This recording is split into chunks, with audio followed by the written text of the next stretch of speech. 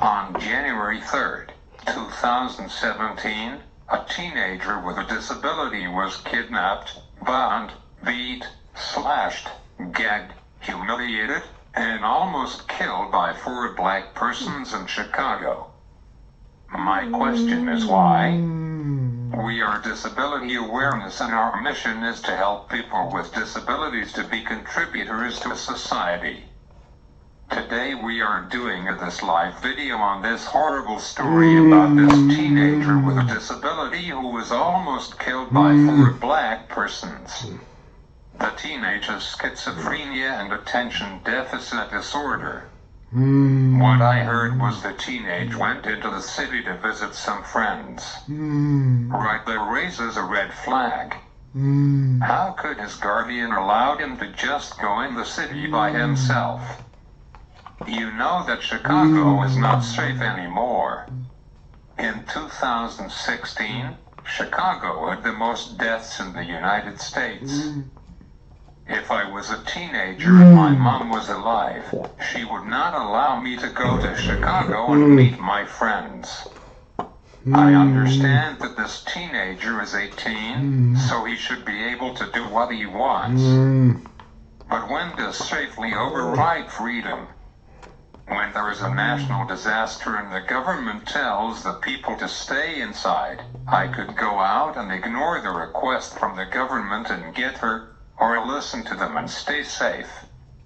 Now for the main topic that I want to discuss. The 4 black persons were between the ages of 19 and 24 years old. Why would you do something like this to a person at all? Another thing is that they streamed everything on Facebook Live. Who does that? You must have no respect for life. I heard that they had the teenager for 3 days. I don't know if this is true or not. If this is true, how much hate is needed to do this? I bet a lot. What struck me funny is when a black person gets hurt, you always see a group of black people crying that they're loved. It ends up that a black person did the crime. With this tragedy, I have not seen one black person stand up for this teenager. This makes me sick. Is there a double standard here or what? Let's talk about the bigger picture here. Kids are not growing up in a home with a mom and dad. Sometimes the parents are long gone. How can a boy learn what's taken to be a good man? They just grow up to be selfish. It is all about me. If they hurt someone, they say, so what? They have no understanding what love or respect is. A lot of young adults think that love is sex. It is not just sex. It is a lot more.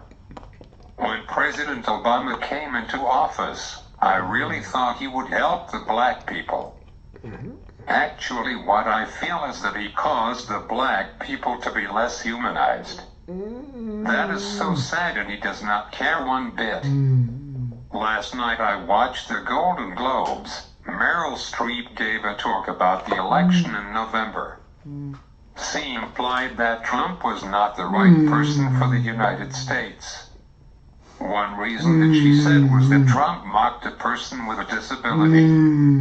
I think it was wrong on his part, but she forgets that President Obama didn't really help people with disabilities. Yes, President Obama did a few things for people with disabilities. I will bet that Trump will do more for people with disabilities than President Obama. So Meryl Streep, please keep your big mouth shut. Why don't you? Everyone has forgotten one thing, which is the teenager is scarred for life. Is this right? No way.